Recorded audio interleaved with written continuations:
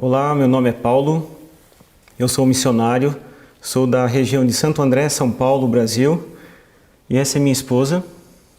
Olá, meu nome é Valéria, eu também sou missionária e ser missionário é você usar 100% do seu tempo para Deus, porque todos nós somos missionários, não é mesmo? E nós gostaríamos de contar para você um pouquinho do que a gente fazia, como nós usávamos o nosso tempo antes de nos tornarmos missionários.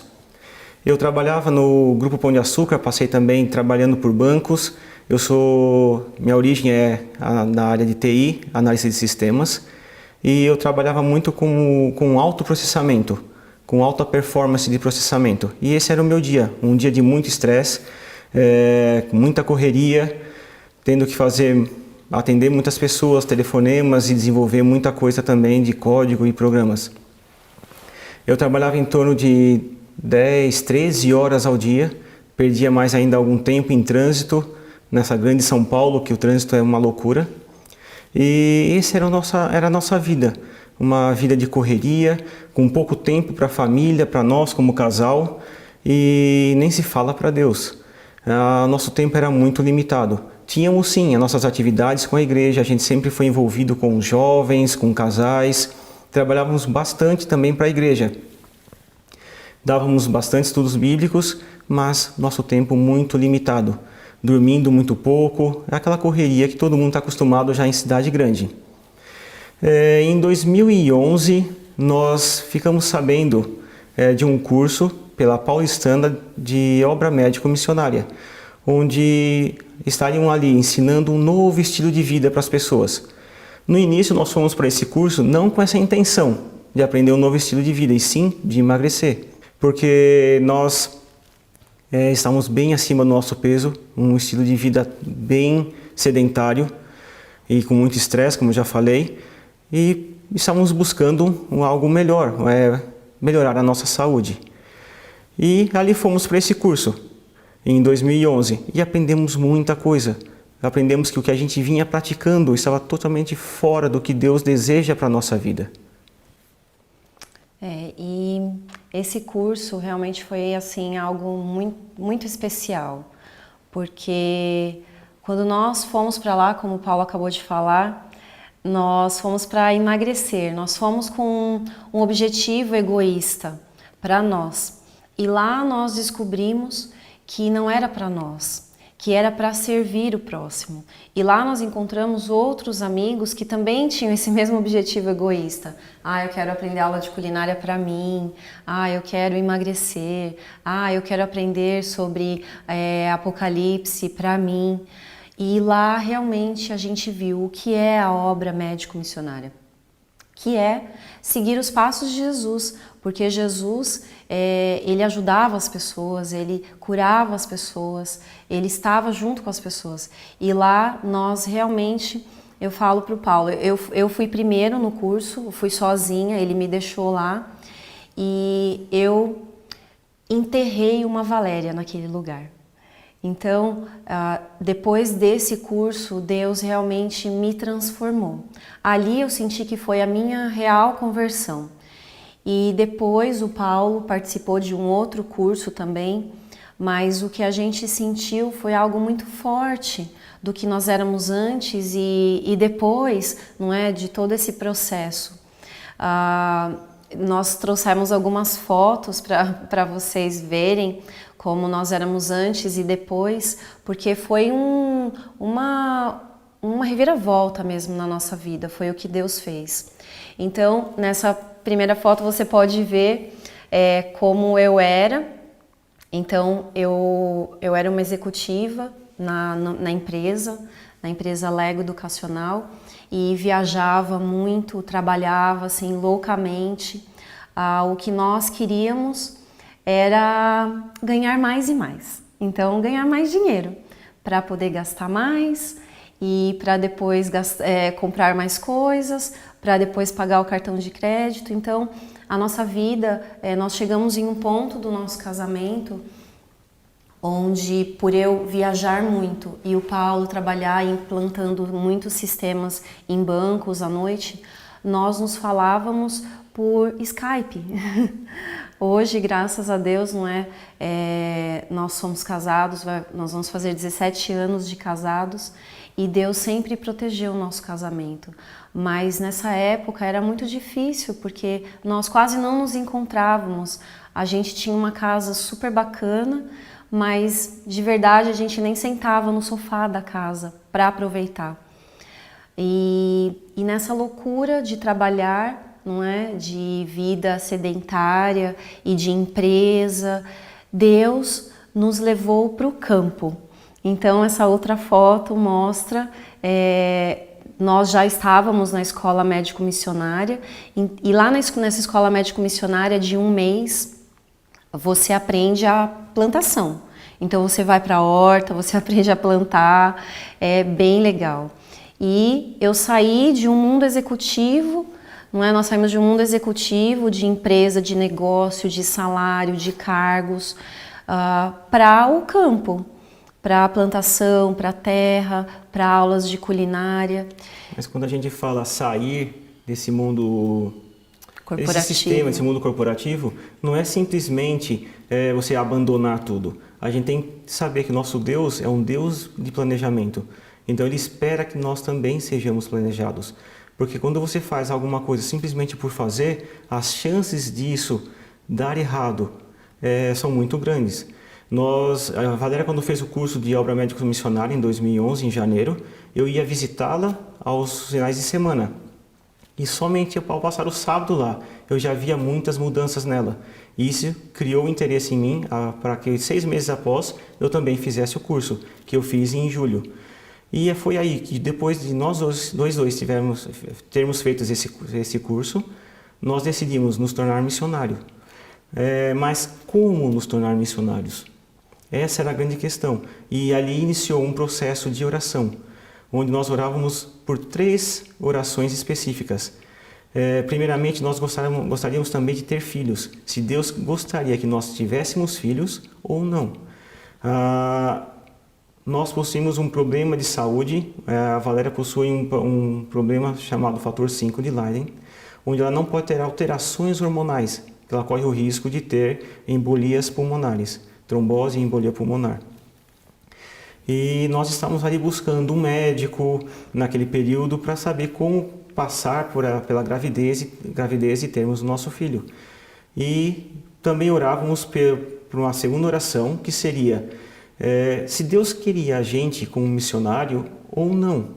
Nós estávamos buscando essa resposta de Deus. E a terceira oração, se Ele nos aceitasse como missionário, como nos tornar missionários? Porque, como a Valéria falou, nós estamos presos a um sistema onde você começa a crescer na empresa, a crescer de cargo, receber um salário maior, aí você começa a comprar uma casa melhor, um carro melhor, você vai se enfiando em financiamentos, você se torna preso. Como diz o Jim Romberg no livro Fuga para Deus. Não são as coisas que... Não somos nós que temos as coisas, são as coisas que nos têm. E esse sistema rouba o nosso tempo com a família, o nosso tempo com Deus. E aprendemos nesse curso que Deus espera da gente algo diferente, é um novo estilo de vida. E passamos a então orar. Durante 3 anos oramos por essas 3 orações. Se Deus queria que nós tivéssemos filho, se Deus nos queria como missionário, e se nos queria como missionário, como nos tornar missionário para nos livrarmos desse sistema dos financiamentos que nós possuímos. E após 3 anos, nós fomos aceitos numa escola chamada Wildwood, também de obra médica missionária, que fica na Geórgia, nos Estados Unidos. E ali estudamos. Foram 3 anos também, nesse mesmo tempo a gente foi se planejando como se livrar. Deus respondeu as orações para a gente num prazo de apenas 15 dias. Respondeu as 3 orações após 3 anos. E Deus foi muito claro que, pelo menos não ainda, é a questão da gente ter o nosso próprio filho. E Deus foi claro também que Ele nos queria como missionários. E abriu as portas de como nos tornarmos missionários, de como nos livrarmos também desses financiamentos que a gente possuía. Num momento assim, acho que o mais triste assim do nosso casamento, onde Deus fechou essa porta de filhos, receber um não de Deus é muito ruim. Você não quer, não é? você não aceita.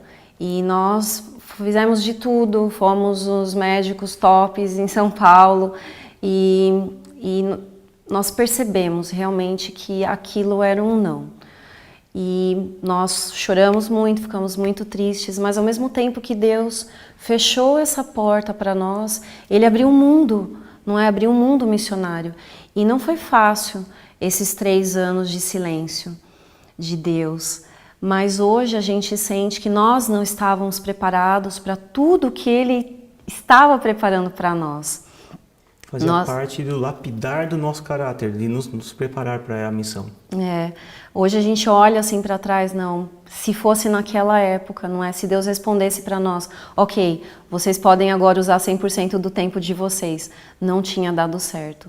Então é como se tivesse uma chavinha no nosso cérebro e na nossa mente e fosse mudada. Talvez seja importante a gente falar isso, porque algumas pessoas têm alguns preconceitos quanto a você vai ser missionário, você vai usar 100% do tempo para Deus e como vai ser, como Paulo falou sobre a questão do planejamento. Então Paulo, ele é analista de sistema, ele se especializou nessa parte. Por quê? Ele falava isso para mim, Valéria, eu quero me especializar nisso, eu quero ficar muito bom nisso, porque eu quero ter um salário maior. E eu falava para ele, bom, eu sou formada em pedagogia, sou psicopedagoga, e eu falava, olha, eu quero fazer mestrado, mas não é em qualquer lugar, eu quero fazer na USP, e eu quero fazer com a professora tal, porque tendo esse título, eu posso ganhar mais também. Então, eram esses os nossos objetivos, na questão financeira era o que a gente pensava. E Deus nos deu tudo isso. Então, hoje nós temos esses títulos, nós temos essas formações, mas dentro, não é, da nossa mente, Deus mudou uma chavinha. Você vai ter tudo isso, eu te dei tudo isso, eu te coloquei nesses lugares para você me servir. Quando nós decidimos nos tornar missionários, uma pessoa chegou para nós e me perguntou, vocês estão abandonando tudo? A casa de vocês, o trabalho de vocês, tudo vocês estudaram, os títulos de vocês, tudo isso foi para nada? A nossa resposta foi, não. Nós simplesmente estamos pegando tudo isso que Deus nos deu, só que agora para usar 100% para Deus. E essa fase desse abandonar, não é, a casa, o carro, os salários, não foi fácil, não é assim, não é? Foi difícil para nós, mas foi com muito planejamento e muita oração. E Deus, Ele foi mostrando de uma forma muito clara as coisas para nós. E o mais interessante é quando a gente olha o antes e o depois. Então, por exemplo, os bons restaurantes que nós íamos, então a gente tem, não é, essa foto, o Paulo me convidava, às vezes, fazia surpresas para restaurantes super chiques no dia do meu aniversário, que era no Natal, então era o dobro do preço. E depois a gente vê uma outra foto, a gente sentado no chão, comendo marmitex, e aí a gente fica se perguntando, nós éramos felizes antes, não é? Nessa vida de bons restaurantes e tal. Sim, nós éramos felizes. Mas lá no chão, comendo marmitex, a gente era mais feliz, porque a gente estava mais junto. Depois, não é? Tem uma outra foto também bem interessante dos casamentos. Nós éramos convidados para ser padrinhos de casamento, muitas vezes por ano. E eu sou mulher e eu amava quando a gente era convidado para ser padrinho de casamento. Então, casamento novo, roupa nova, sapato novo, não é? Não podia repetir a roupa. E aí depois nós nos vemos numa outra foto, lá trabalhando no housekeeping, lá na limpeza. E o Paulo amou trabalhar na limpeza. Tentaram me tirar para ficar 100% do meu tempo lá em Waido, trabalhando na internet, com informática. Eu rejeitei, falei, não, vamos então me deixa pelo menos metade do tempo na limpeza e eu fico metade do outro período na informática. porque eu estava amando aquilo. Foi uma experiência ali que eu nunca vivi antes e eu gostava bastante. E tem a parte de emagrecer também, porque né? eu fui para lá pesando muito, 103 quilos. E nesse período todo, só nos primeiros 3 meses eu já tinha perdido 10 ou 12 quilos. Então eu estava amando essa situação. E o Paulo foi para a limpeza, lá nesse outro curso que nós fomos, lá nos Estados Unidos, e eu fui para a cozinha. E aí eu lembro que a minha mãe, nós mandamos uma foto para a família. E aí a minha mãe me viu lavando uma panelona, assim, bem grande. E ela chorou, ela ligou chorando, falou, filha, volta para o Brasil. O que vocês fizeram da vida de vocês? Então as pessoas não entendiam muito bem. Hoje, a minha família, não é, as nossas famílias entendem o que nós fizemos. Que não foi, como o Paulo falou, abandonar tudo, mas foi simplesmente usar os nossos talentos para o ministério. Não é? Meu talento, meu ministério. E aí uma outra foto que a gente gosta muito, dessas que a gente guardou assim de antes e depois, é as rosas. Então, eu amo rosas. E não é qualquer rosa, né? Ainda hoje eu ainda gosto das rosas colombianas, aquelas grandes, vermelhas, parece um veludo e bem caras. Então o Paulo me dava assim ramalhetes de rosas colombianas e eu colocava no meu vaso de cristal lá na nossa casa. E depois nós, né, vemos uma outra foto que foram as rosas que o Paulo comprou para mim lá nas ruas de Calcutá e o vaso super especial de plástico, Um potinho de maionese. Potinho de maionese.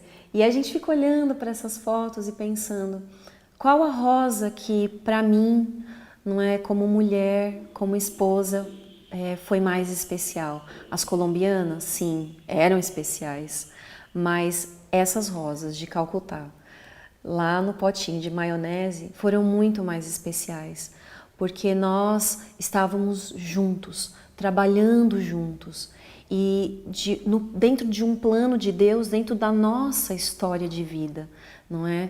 Então isso para nós foi assim muito, muito especial, e está sendo. Então, quando a gente vê uma foto de como nós éramos em relação à estética mesmo, ao nosso corpo físico, o Paulo com 103 quilos, eu 14 quilos acima do peso, doentes, estressados, e depois como que Deus ele foi nos salvando do sistema, nos ajudando. Hoje nós sabemos, e nós estamos vivendo isso, que saúde não tem a ver com estética, saúde tem a ver com adoração a Deus. Foi isso que Deus tem nos ensinado, não é? E nessa história toda de mudança, de antes e depois, quando fizemos o curso aqui no Brasil de 1 mês, Deus nos levou para os Estados Unidos, ficamos lá 1 ano, e lá nós conhecemos um casal assim muito, muito especial.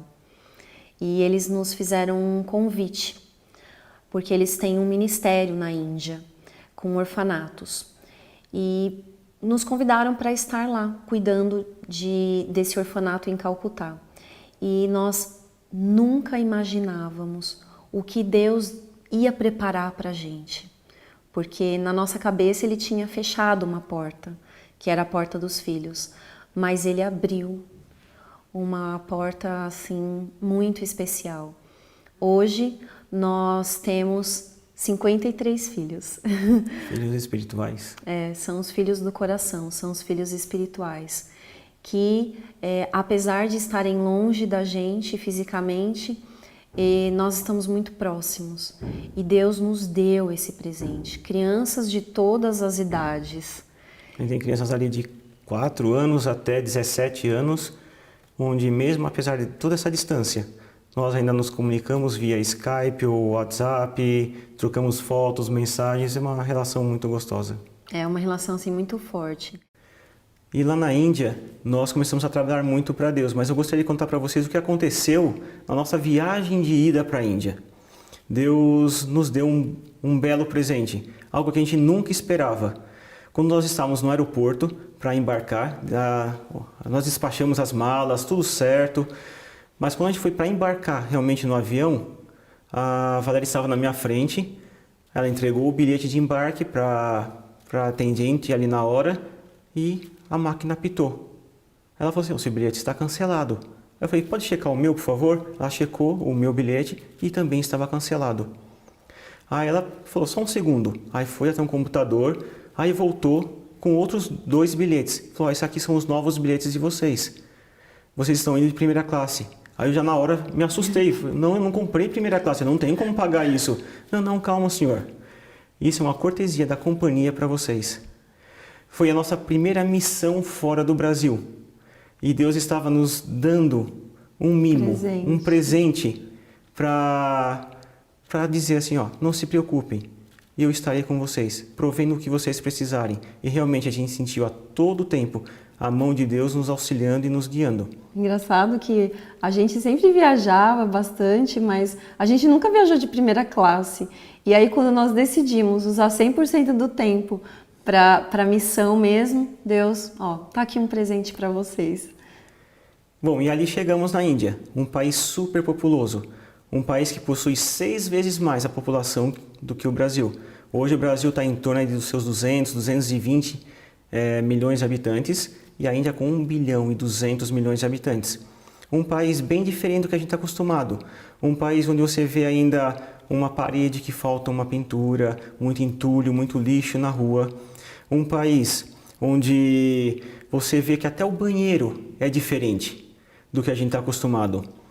Um país onde a escrita é diferente, a leitura é diferente. Um país que possui oficialmente 80 línguas, onde a mais famosa é o Hindi, mas se você considerar todas as línguas que você possui nas vilas, se chega até 2.000 dialetos. Um país onde as crianças são diferentes, o modo de educação é diferente do que a gente está acostumado. Um país onde a família é diferente, o modo do marido tratar a esposa tratar o marido e os filhos. Essa relação é diferente do que a gente está acostumado.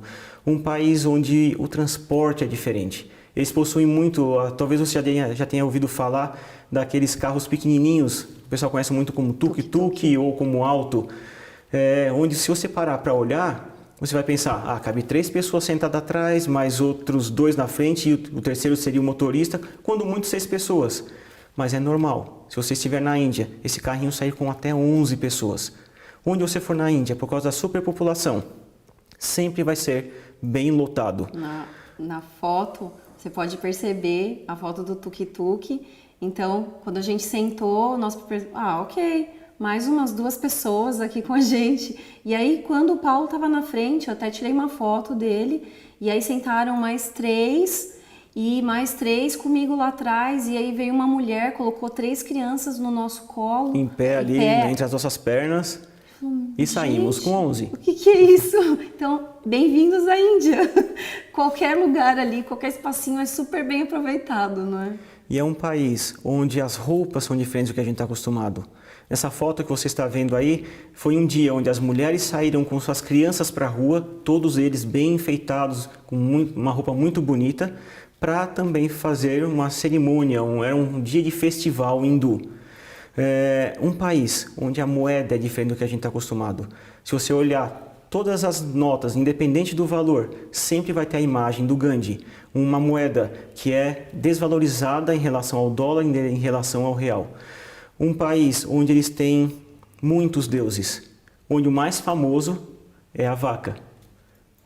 Bom, gente, são muitas as diferenças e vivemos ali muitas histórias. Quando nós chegamos, por mais que a gente tivesse visto vídeos, assistido documentários, que as pessoas tivessem conversado com a gente, quando você chega na Índia, nós chegamos em Calcutá, foi um choque. E no orfanato também foi um choque, porque realmente não tem nada a ver com a nossa cultura, absolutamente nada. Nós já tinham falado para a gente que lá dificilmente a gente ia encontrar papel higiênico. Então nós levamos, mas lá no orfanato eles tinham só para os estrangeiros. Então é interessante porque nós aprendemos nós estivemos lá ficamos um ano em Calcutá. Nós aprendemos que a cultura, ela é um espelho. Da mesma forma que para nós, então você chega para um indiano e fala, nossa, mas você não usa papel higiênico? E aí ele fala, você usa papel higiênico? Então é um espelho, mas como assim? Como que vocês fazem? E eles, nós nos lavamos. E vocês? Ah, nós usamos o papel higiênico. E aí eles ficam, muito estranho isso. E a gente, muito estranho isso. Então, de comer também, então eles comem com a mão, não é? Comem com a mão direita e se limpam com a mão esquerda. Então tem toda a questão cultural de como cumprimentar a pessoa. Aí acho que conta do menino, não é? Que estava comendo. Um menininho, o nome dele Debassis, que estava ali no orfanato com a gente. E um dia eu vi ele comendo a comida e saía aquela fumaça, a comida muito quente, ele tocava assim a comida e tirava os dedinhos, estava queimando a mão dele. Eu falei, Debassis, pega uma colher, acho que vai ser mais fácil, está queimando os dedos. Ele olhou assim para mim, não, aqui eu posso tocar e sentir quão quente está a comida. Se eu pegar uma colher e pôr na minha boca, eu vou queimar a minha boca. E a gente fica, uau, como nós fazemos, né? Então, às vezes a gente até queima a língua. Então, é cultura, é algo assim realmente impressionante. E para nós ficou muito forte que mesmo eles do outro lado do mundo, para nós aqui, não é? Com uma cultura tão diferente, Deus ama da mesma forma, do mesmo jeito. Eu lembro que um dia nós estávamos andando na rua, o Paulo falou sobre a questão dos deuses, então eles realmente adoram muitos deuses. Para eles, um amigo nosso estava comentando que tudo que tem, uma certa serventia. Uma certa serventia, utilidade, um relógio, pode ser um deus, porque está te ajudando. E aí nós estávamos andando e de repente um indiano parou na frente do Paulo e aí ele beijou a mão dele, beijou a testa do Paulo, beijou de novo, beijou aqui perto do coração e se ajoelhou no Paulo e beijou o pé dele. Nesse momento eu fiquei um pouco assustado porque você fica preocupado. De repente, com a sua reação, você vai ofender ou não a pessoa. A gente não estava acostumado com a cultura. E estávamos ali com alguns estudantes e chamamos eles. O que está acontecendo? Aí ela falou assim, senhor, ele está pensando que você é um Deus. E está considerando, ele está achando que você é o pai do Deus da Igreja Católica. E as meninas traduziram para a gente, porque na região onde nós estávamos, a gente falava inglês, não é, com as crianças do orfanato, com os nossos amigos, mas nas vilas as pessoas dificilmente falam inglês, falam Bengali, que é a região lá de Calcutá. E nós estávamos numa região onde eles não estão acostumados com estrangeiros. E o brasileiro normalmente ele é mais alto do que o indiano e possui a pele bem mais clara do que o indiano. Então a gente se destaca, realmente chama atenção. O Paulo falava que, nossa, ele andava na rua, ia parando, porque ele é alto e muito branco, mais branco que eu. Então lá na Índia ele se destacava. E aí as meninas traduziram pra gente, olha, esse senhor hoje ele tá muito feliz, ele praticamente ganhou o dia, porque ele encontrou com um Deus. E aí eu até brinquei com o Paulo, falei assim, nossa, Paulo, você é bonito, não é? Mas agora você virou um Deus. Mas assim, a gente brinca, mas é triste, é muito triste, porque o Deus verdadeiro mesmo, eles não conhecem. A maioria dos indianos não conhecem. E nós estávamos ali com uma missão, apesar das nossas diferenças. Acho que assim, um último caso assim, de diferença podia ser do dia do zoológico.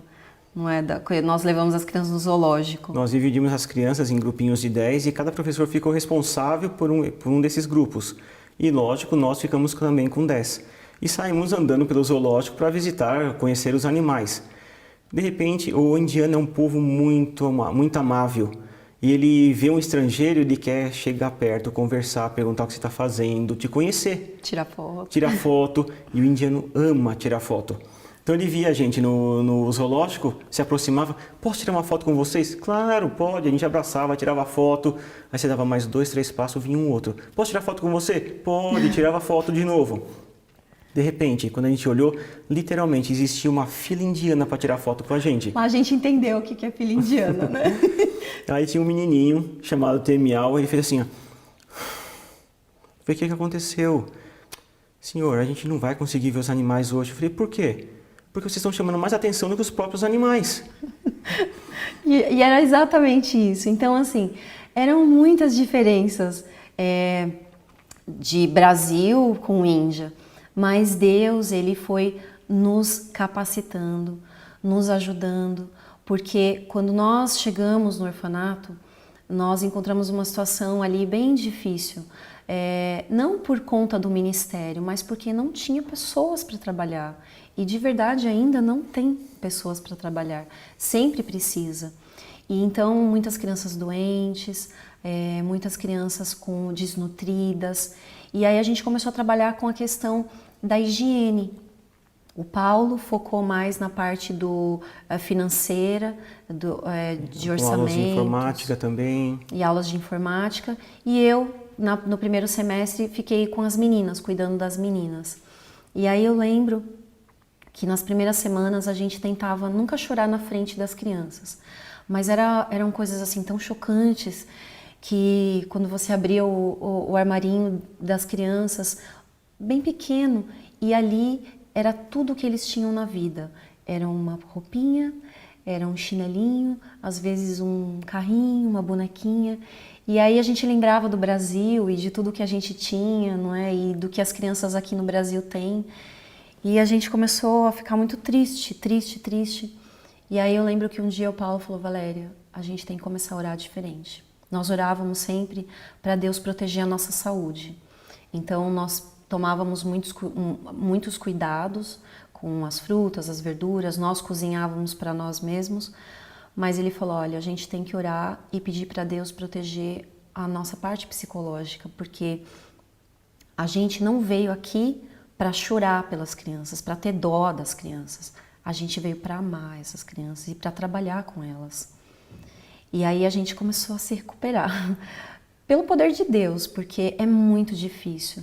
Grande parte dessas crianças são vendidas por um valor assim que a gente é muito triste. A gente andando pelas vilas chegaram a oferecer criança para nós. Mas você pode facilmente comprar uma criança na Índia por $50. Hoje aproximadamente 150, 160 reais. E você pode fazer com ela o que você quiser. Então eles compram as crianças para prostituição, as meninas, para trabalho escravo, e infelizmente ainda hoje em alguns lugares, em especial no lugar onde nós estávamos, para sacrifícios humanos. Então nós ficamos muito assustados quando nós chegamos lá, as meninas dentro do orfanato dormiam com 3 portões, não é? Até chegar no quartinho delas, no dormitório delas, eram 3 portões e dormiam com cadeados para que à noite ninguém roubasse elas ou sequestrasse. Então é uma cultura que a gente não consegue, não entra na nossa mente. Como que eu vou vender o meu filho? E tem mães lá que têm filhos só para vender, para conseguir dinheiro. E aí quando Deus começou a nos dar força, né, depois de umas 2, 3 semanas, se acostumando com a água, que é muito ruim, muito difícil, a gente começou a se recuperar e a gente começou a trabalhar com essas crianças. E eu lembro que a gente gostava muito de falar para elas assim, qual é o seu nome? E aí elas respondiam, meu nome é Valéria, meu nome é Minu, meu nome é Violet. Não, não é. O seu nome é Princesa Valéria. E você? Paulo. Não, o seu nome é Príncipe Paulo. E a gente fazia isso com todas as crianças. E a gente falava para eles, por quê? Porque o seu pai é o Rei dos Reis. E eles ficavam olhando assim pra gente. O seu pai é o Rei dos Reis. Então você é um príncipe, você é uma princesa. E isso não é quarto de princesa, meninas.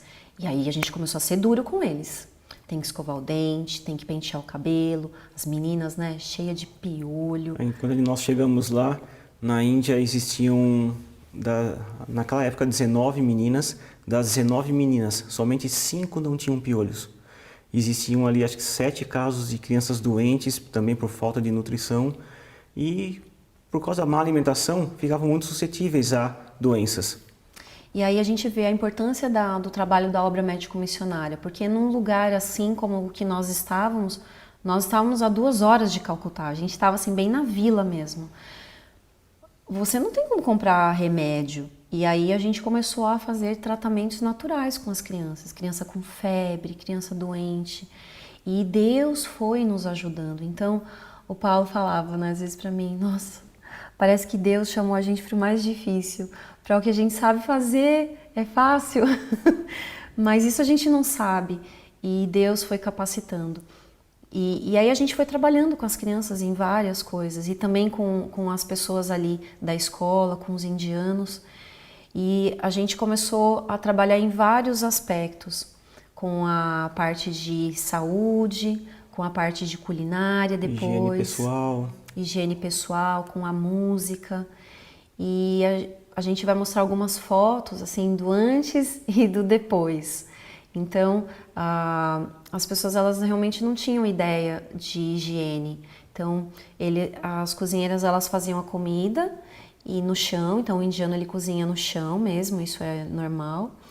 Mas elas colocavam a comida toda no chão, onde tinha o gato, não é, que fazia lá as necessidades e era aquilo mesmo.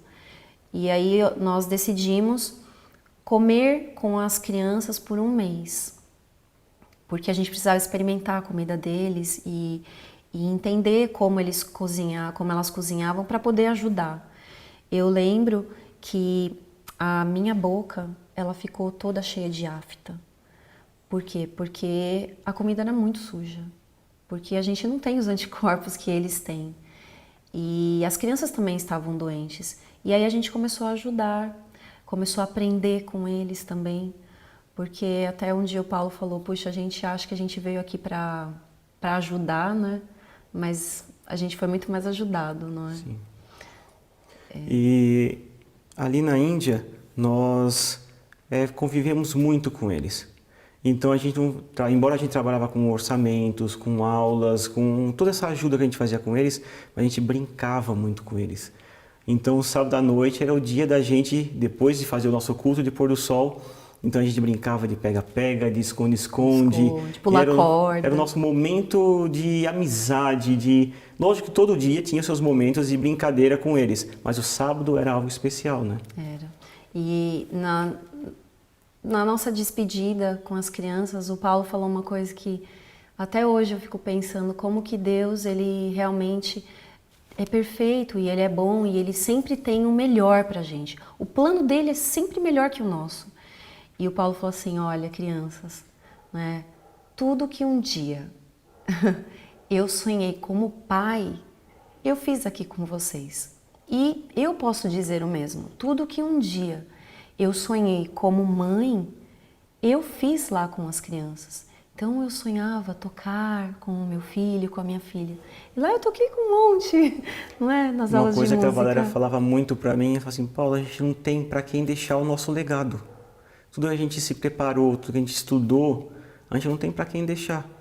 Só que hoje a gente olha pra trás e a gente vê que o que a gente ensinou ali de nutrição, de informática, de orçamento, de como fazer feiras de saúde, de aulas de música, as brincadeiras que nós fizemos com eles, os momentos que a gente passou ali com eles, hoje eles seguem, mesmo apesar da distância. Eles continuam praticando e agindo da mesma forma como se nós estivéssemos lá.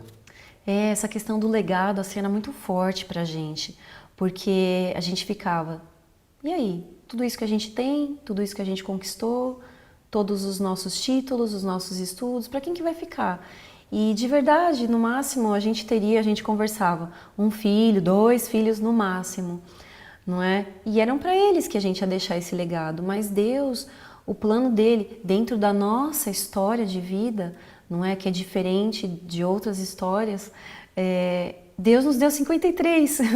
Então, todas as coisas que um dia a gente sonhou, nós fizemos lá com eles. E o que mais a gente fica feliz é que nós tivemos a oportunidade de mostrar para eles o que é a missão, o que é servir. Porque nós estávamos lá para servir. E nós ensinamos para eles e mostramos para eles que a missão deles era seguir Jesus, era servir como Jesus serviu. Nós fizemos uns papéis para entender qual era o sonho deles. E aí a maioria deles colocou: eu quero ser missionário, eu quero ser missionário. Uns falavam: eu quero ser pastor, eu quero ser professora de Bíblia. Isso nos trouxe muita alegria, porque depois de um ano de trabalho, a gente viu que eles estavam sentindo a alegria, assim como nós, de também ser um missionário, trabalhar 100% do seu tempo para Deus. E desde a nutrição, não é, onde as cozinheiras usavam mais de 200 litros de óleo para cozinhar com as crianças. Por mês, né? Por mês. E aí a gente teve a oportunidade de ensinar, de cozinhar junto. Ó, vamos fritar, não é, o alho, a cebola, o gengibre, que o indiano gosta bastante, com água. Eles, com água? Como assim?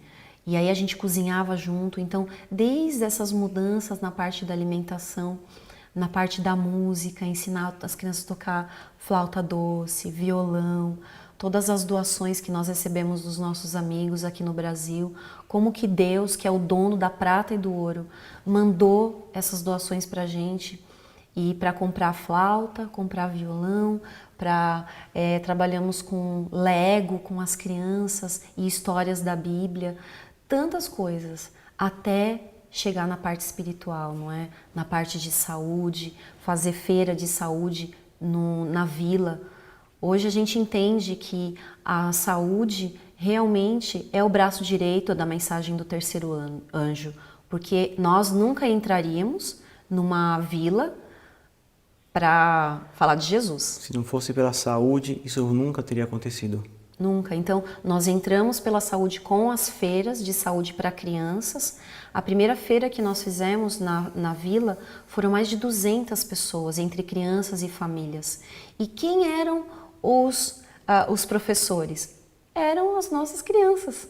Então, a gente chamava eles de soldados. A gente falava que eles eram os nossos soldados fora dos portões. Então, essa frase, assim, eles tinham muito: você tem que trabalhar fora do portão, fora do portão. Fora do portão, porque lá a gente encontra as crianças que não conhecem Jesus. No primeiro semestre que nós estivemos na Índia, nós trabalhamos com elas, treinando elas em feira de saúde e em música. Então elas eram crianças que estavam acostumadas a viver só ali dentro do orfanato. E a gente já falava para elas: vamos aprender, vamos dar o nosso melhor para trabalhar para Cristo, não aqui dentro somente, vamos para fora dos portões, nas vilas ao redor aqui do orfanato. E ali trabalhamos. Aí voltamos para o Brasil para conseguir um novo visto para mais outros 6 meses e, para nossa surpresa, a Índia só nos concedeu novamente 6 meses, mas nós não poderíamos ficar todo o período de 6 meses direto. Teríamos que ficar 90 dias, deixar o país e depois voltarmos novamente para completar os últimos 90 dias. Mas Deus proveu tudo. A Deus abriu portas na Tailândia, onde exatamente quando completou 86 dias, um pouco antes de completar os 90, onde nós deveríamos sair, tivemos um chamado para fazer um treinamento lá em Bangkok sobre feira de saúde para crianças. Aí a gente foi, a igreja de lá pagou todas as nossas despesas, fizemos o treinamento em 12 dias e voltamos para a Índia para os últimos 90 dias. E assim, Deus, Ele vai dando todos os detalhes para nós, de uma forma assim que a gente não consegue entender. Então, na imigração, a Índia ela está se fechando. Então, hoje a Índia tem muita dificuldade em dar um visto religioso. E nós estávamos ali fazendo um trabalho missionário e eles faziam várias perguntas para a gente. E você não pode mentir numa imigração, não é? Mas Deus nos deu um pulo do gato. Um dia, quando nós fomos para a Tailândia para fazer essa renovação, nós tínhamos 2 camisetas do Brasil. E aí nós decidimos viajar com a camiseta do Brasil. E aí quando nós chegamos na imigração, então era muito chato, eles separavam a gente. Faziam as mesmas perguntas para nós, para ver se a gente não caía em contradição. Muito complicado. E aí chegamos com as 2 camisetas do Brasil, tal, na imigração, e aí o cara começou lá. De repente ele olhou para nós, olhou para nossa camiseta, para o passaporte. Ele: vocês são brasileiros? Sim, nós somos. Eu amo o Brasil, futebol, Neymar. E aí pronto. Eles dizem, sim, nós somos brasileiros, país do futebol, né? O Zico... O Zico é técnico de um time muito importante lá na Índia. Então tudo ficou fácil, Deus mostrou um caminho pra gente. A partir daí, toda vez que nós tínhamos que passar pela imigração, usávamos a camisa do Brasil e sempre recebíamos o carimbo facilmente. Rápido, rápido. Lá na Índia isso funcionou, né? Funcionou. Lá em Calcutá funcionou. Então, assim, Deus foi cuidando da gente nos mínimos detalhes, desde a imigração, não é? Até dentro lá das vilas, a forma como Ele protegeu e a forma como nós entramos pelas feiras de saúde. Depois começamos com aulas de música, onde os nossos soldados eram os monitores, e foi assim realmente algo muito, muito abençoado, tudo que Deus foi fazendo. Por outro lado, claro, o inimigo não ficou feliz. Então, na primeira feira de saúde que nós fizemos foi num domingo. Na segunda-feira, quase 3 das nossas crianças morreram afogadas. Um indiano que trabalha lá na escola, na parte da agricultura, ele foi trabalhar nos campos de arroz fora do orfanato e ele esqueceu o portão aberto. E esses 3 meninos, como toda criança curiosa, foram para fora do orfanato. 3 pequenininhos. E ninguém viu. E lá na Índia é muito comum, os poços não são como aqui no Brasil, que você tem uma tampa, é algo fechado. Lá é aberto. E se você olhar, é como se fosse um pequeno lago, só que não é que vai afundando aos poucos. É aquela parede reta, como se fosse realmente um poço. E é profundo. Um deles foi pegar alguma coisa ali perto da água, escorregou e caiu dentro. O segundo foi estender a mão para ajudar, mas quem estava dentro era maior e mais pesado, no que puxou, e ele que caiu dentro da água também. Aí ficou, por último, o menorzinho de todos. E foi e estendeu a mão. E ele conseguiu puxar os 2. A gente sabe que não foi ele. Lógico, tinha um anjo ali protegendo e ajudando naquele momento. E aí as crianças chegam na nossa casa e começam a contar essa história. E você fica olhando para o olhinho deles e pensando... a gente podia ter perdido essas 3 crianças. Então, Satanás, ele é muito mau, ele quer matar realmente, sabe?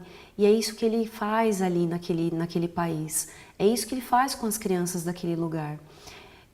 Na mesma semana, depois que nós tínhamos feito a feira de saúde, e essas crianças quase se afogaram. Depois, uma das nossas amigas que também estava ajudando foi para o hospital, muito mal, ficou doente. Uma semana depois, eu perdi a voz totalmente. No dia que a gente ia iniciar as aulas de música na vila, a Valéria ficou totalmente afônica. Sem voz. Então, é uma luta espiritual, mas é física, não é? Porque é um país que não tem Deus, mas que ali, em alguns pontos de luz, Deus mora naquele lugar e Deus quer salvar aquelas pessoas. Então, hoje o que a gente sente, além da saudade das crianças e das pessoas, dos nossos amigos, é a vontade de servir e a vontade de multiplicar missionários. É a vontade de multiplicar pessoas para servir a Deus. A gente viu que muitos ministérios precisam de pessoas. E precisam desesperadamente de pessoas. Só que a gente não consegue dar conta de atender todos esses lugares. Então, precisamos. E aqui fica um apelo para você. Pense seriamente em dedicar também mais tempo da sua vida para servir a Deus, ajudar nesses ministérios. O seu talento, porque Deus te deu esse talento, é seu. Mas você escolhe com seu livre-arbítrio como você quer usar. E esse projeto lá na Índia, não é, esse ministério, inspirou um outro projeto aqui no Brasil. Então, a minha irmã, o meu cunhado e a nossa sobrinha, eles inspirados nesse projeto lá da Índia, inspirados também em um documentário que eles assistiram, Deus colocou no coração deles o desejo de montar um orfanato aqui no Brasil. Aqui no Brasil eles chamam Casa de Acolhimento, e eles compraram uma terra perto de Tatuí, na região de Sarapuí, e também toda uma história maravilhosa como Deus deu isso, não é? Porque Ele é o dono da prata e do ouro, então Ele dá quando você tem esse coração de servir. E aí o projeto começou a ser escrito, começou a ser divulgado. A gente na época estava lá em Calcutá, as crianças de lá começaram a orar pelo projeto. O projeto chama Mãos. Que é Ministério de Assistência e Organização de Serviços. E aí, quando nós completamos 6 meses na Índia, nós voltamos para o Brasil para renovar o visto. E aí a gente foi lá conhecer essa região de Sarapuí, esse projeto Mãos. E nós levamos uma amiga nossa que é arquiteta. E aí vem a história. E ela começou, o que tem que ter nesse lugar? E nós já com o que a gente aprendeu em Maido, também na Escola Médico Missionária aqui no Brasil, a gente começou a contar para ela, você precisa de um espaço aqui para fazer um prédio para tratamentos com água, com hidroterapia, com tratamentos naturais e massagens. Precisa de um outro local para ser o dormitório das crianças, masculino e feminino. Precisa de algumas casas para moradores. E a gente foi explicando tudo o que precisava ter nesse local. E passamos ali o dia conversando e discutindo sobre o local. E voltamos no final do dia, já à noite, deixamos ela na casa dela.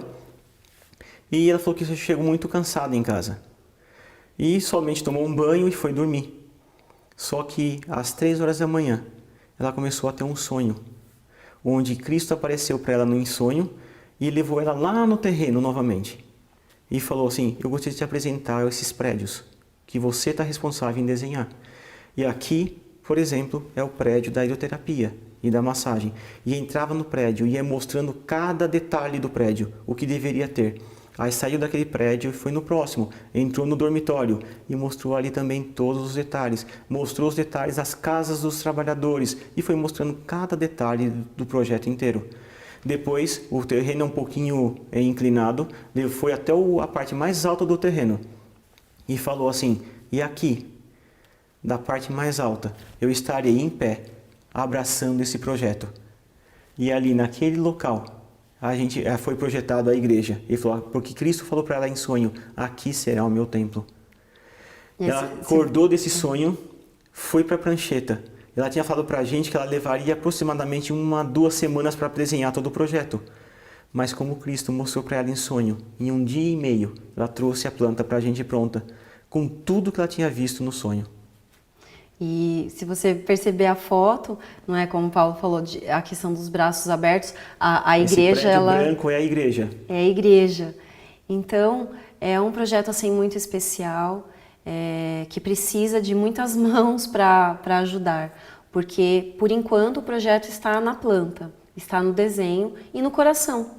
Mas quem é o dono da prata e do ouro? É Deus. Ele vai direcionar tudo, ele vai organizar tudo. Então, nós passamos muitos momentos difíceis lá na Índia, ao ponto de nós abrirmos alguns armários, não é, olharmos, ok, o que as crianças vão comer, então? E orar e Deus providenciar milagres que nós nunca imaginávamos passar, mas que quando a gente decidiu, Senhor, 100% do nosso tempo nós vamos usar. E Deus foi fazendo milagre após milagre. E a gente sabe que esse projeto Mãos, Deus vai fazer da mesma forma. E se você está interessado em ajudar o projeto na Índia ou o projeto Mãos aqui no Brasil, você está vendo o nosso e-mail, mande uma mensagem para a gente e faça contato, que nós vamos direcionar você para ajudar o projeto na Índia ou mesmo aqui no Brasil. Bom, nós teríamos muitas outras coisas para falar. Assim, Deus nos deu muitas lições, mas uma passagem assim que pelo menos para mim fica muito forte é quando Paulo fala, não é? Eu aprendi um segredo. Eu sei o que é ter muito e eu sei o que é ter pouco. E eu sei viver feliz de qualquer maneira.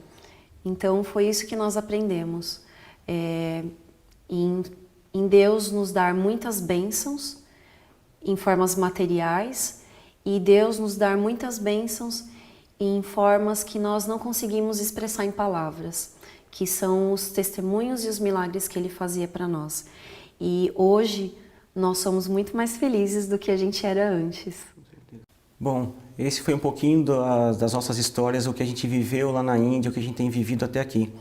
Eu espero que isso tenha inspirado você a buscar dedicar um pouco mais do seu tempo para Deus? Nós temos no Brasil muitas escolas médico-missionárias.